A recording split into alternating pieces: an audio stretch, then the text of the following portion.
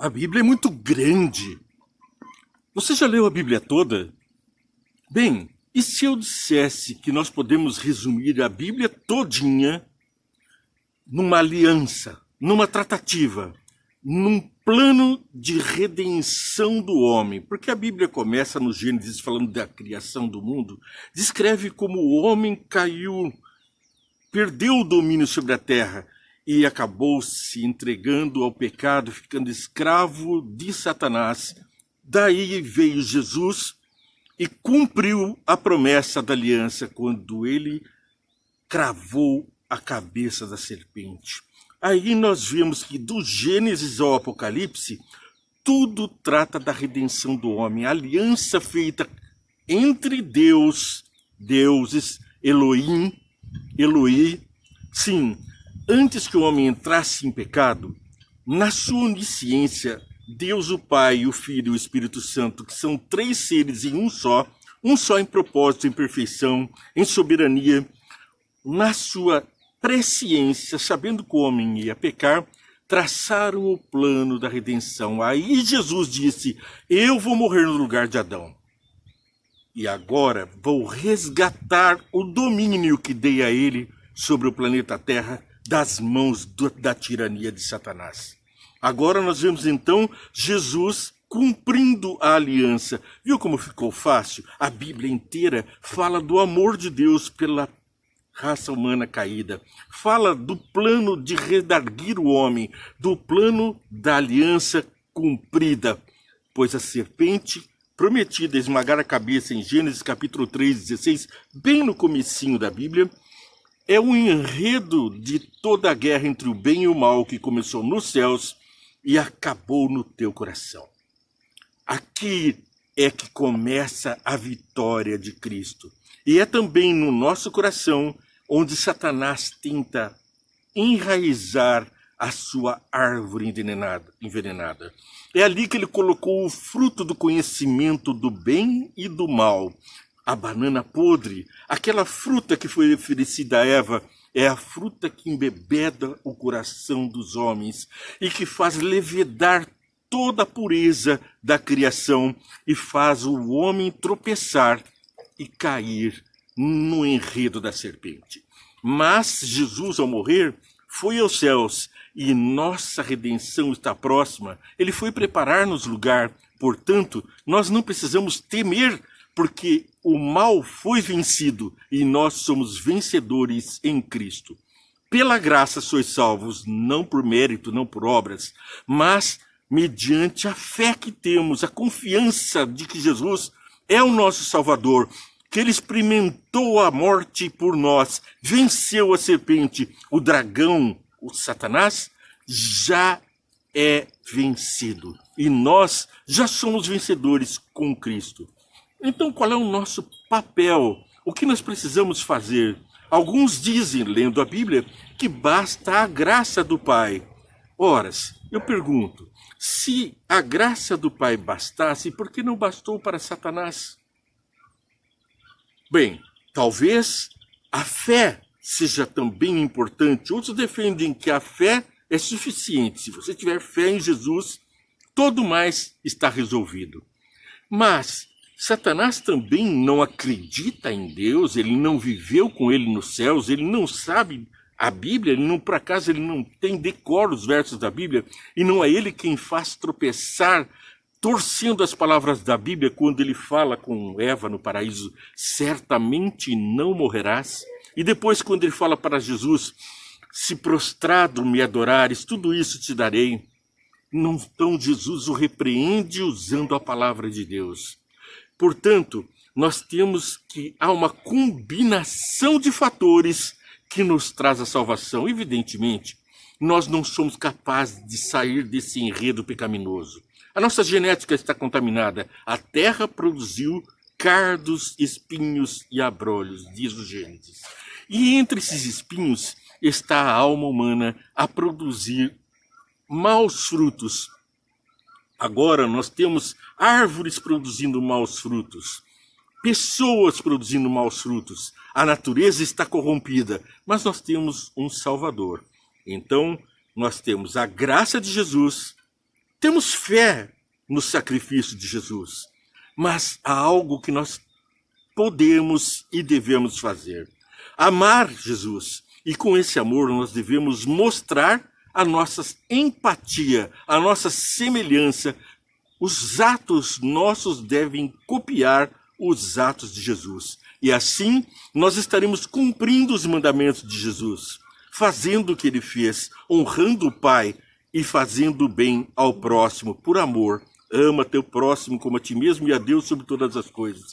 Agora você está entendendo porque o nosso programa Vem e Entende que vai todos os dias ao ar? Fala e repete. Amar e amar. A Deus sobre todas as coisas e ao próximo como a si mesmo. O resumo de tudo é isso. É por amor que Jesus veio e derramou seu sangue na cruz. Foi aquele homem Jesus revestido da glória, da graça, da bondade do Pai. Ele que se imiscuiu da missão do Deus Jesus. Aquela mistura do ser humano, a genética de Maria, com a perfeição do Espírito Santo encarnado em Jesus, os céus e a terra, o homem e Deus, a divindade e a humanidade vencendo o mal. Vencendo o mal nas nossas atitudes, esmagando a cabeça da serpente. Jesus já fez isso, mas nós confirmamos a obra quando somos cristãos. Isso quer dizer imitadores de Cristo. Quando nós copiamos os atos de Jesus, esmagamos a cabeça da serpente e pregamos a salvação ao mundo. Veja, nós vamos hoje enfatizar a história de Moisés e depois de Abraão. Gênesis capítulo 12, versos 1 até 3. Então o Senhor disse a Abraão: saia da sua terra e do meio dos seus parentes e da casa do seu pai e vá para a terra que eu lhe mostrarei. Aqui nós lembramos o Êxodo, onde o povo de Israel saiu para uma terra que lhe mostraria, é Canaã. E também é a nossa história, é a nossa vida, porque nós estamos no Êxodo, no deserto deste mundo de tentação, de pecado, rumo a uma nova Canaã. Se Abraão não tivesse aceitado e ficasse no meio da sua parentela, ele teria a herança do seu pai, ele teria as riquezas, porque eram prósperos e ricos, mas ele estaria no território do inimigo. Ali cresceriam as cidades de Nínive, Sodoma e Gomorra, os caldeus, a Média Pérsia, todos os povos inimigos de Deus estavam no lugar onde Deus disse a Abraão: sai do meio da tua parentela e vai para um lugar que eu te mostrarei, na proteção onde eu hei te colocar, no domínio sobre todas aquelas nações, sobre todas aquelas terras. Sai do meio do pecado e vai para uma terra que te mostrarei. Tornarei famoso, farei de você grande povo e o abençoarei, tornarei famoso o seu nome, e você será uma nação, e abençoarei os que te abençoarem, e amaldiçoarei os que te amaldiçoarem. E por meio de você, você que está aí me ouvindo, sim, é por nosso intermédio que todos os povos da terra serão abençoados. Isso me faz lembrar dos mandamentos de Deus, os 10 mandamentos, pois lá está no terceiro mandamento, quando fala dos ídolos, que Deus se aborrece até a terceira e quarta gerações daqueles que não guardam seus mandamentos prostrando-se diante de ídolos, mas abençoa até 1000 gerações dos que guardam seus mandamentos, dos que amam a Deus. E também disse: honra teu pai e tua mãe para que te multipliquem os teus dias na terra que o Senhor teu Deus te dá. É a aliança vinculando toda a bênção com a aceitação dos caminhos da bênção. Quando Deus diz que não coma de certos alimentos, é porque fazem mal. Ele quer preservar a nossa saúde. Mas se a pessoa insiste em comer dos alimentos imundos ali descritos em Levíticos, certamente vai padecer das doenças que vieram de quem comeu os morceguinhos, quem comeu os gambazinhos, aqueles tatuzinhos, aqueles que são os que de onde vieram as pandemias, todas elas, todas as crises, todos os momentos terríveis de doença pandêmica vêm normalmente de animais imundos. A proteção está ali. O cerco de proteção, o círculo de fogo que Deus colocava em torno do seu povo. E as pessoas não queremos esse vil maná, e se afastavam da proteção de Deus para tornar-se as codornizes. A codorniz não é um animal impuro, mas a afastar-se do caminho do que Deus colocou do melhor, traz sempre tristes consequências. Aqui nós vemos em Gênesis capítulo 15, versos 5 a 18. A história: não tenha medo, Abraão, eu sou o teu escudo. E aqui então Abraão creu no Senhor e isso lhe foi acreditado como justiça. Disse-lhe ainda: eu sou o Senhor que te tirei de Ur dos Caldeus para dar-lhe esta terra como herança. Ali ele já não estava em Ur, mas estava diante da terra prometida da herança. Perguntou-lhe Abraão: ó soberano Senhor, como posso saber que tomarei posse dela? Respondeu-lhe o Senhor: traga-me uma novilha, uma cabra. E aí segue então o ritual de sacrifícios. E depois lá no verso 15: você, porém, irá em paz, e os seus antepassados, e será sepultado em boa velhice. Na 4ª geração, os seus descendentes voltarão para cá, porque a maldade dos amorreus ainda não atingiu a medida completa. Deus é benevolente e tarda até 3ª e 4ª gerações do que eles aborrecem. Mas a consequência vem. Ali os amorreus estavam violando os mandamentos, estavam sendo cada vez mais perversos e maus. E agora a bênção de Deus vinha sobre o povo, ao mesmo tempo que o juízo vinha sobre a multidão. Assim será com você, assim é comigo. Nós estamos beirando os últimos dias da história desse mundo. E agora, enquanto a bênção vem para uns, o juízo e a maldição alcançam a outros. Gênesis capítulo 15, verso 6, eu destaco: Abraão creu no Senhor e isso lhe foi imputado como justiça. Imputada a justiça porque ele não tinha justiça própria, ele não era justo. Ele sim ofereceu o seu filho em sacrifício, conforme o pedido de Jesus, mas ali o anjo segurou a sua mão e o Cordeiro de Deus estava pendurado, simbolizando que Jesus seria pendurado no madeiro, como aquele cordeiro estava pendurado pelos chifres, e houve substituição do pecador pelo cordeiro inocente. Sim, os nossos pecados estão pendurados na cruz de Cristo, e nós estamos, portanto, no caminho da graça, da justificação pelo sacrifício de Jesus. Depois nós lemos aqui em Gênesis capítulo 22, todo o contexto onde Deus prova Abraão ali com a oferenda do filho, conforme eu já relatei anteriormente.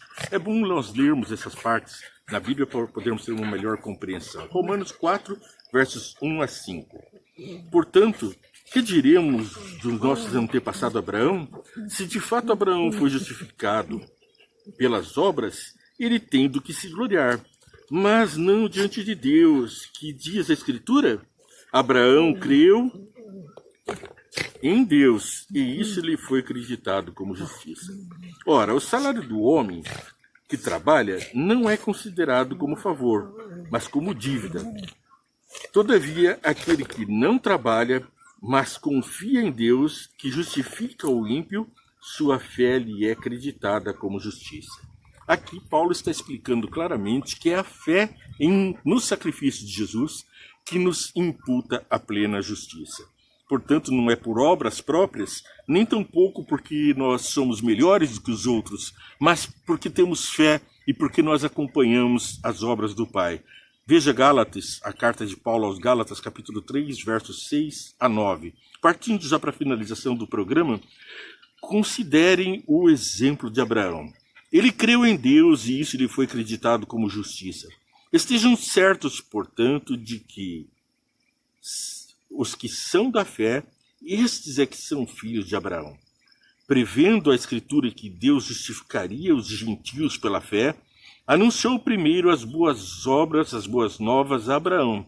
Por meio de vocês, todas as nações da terra serão abençoadas. Assim, os que são da fé são abençoados junto com Abraão, homem de fé.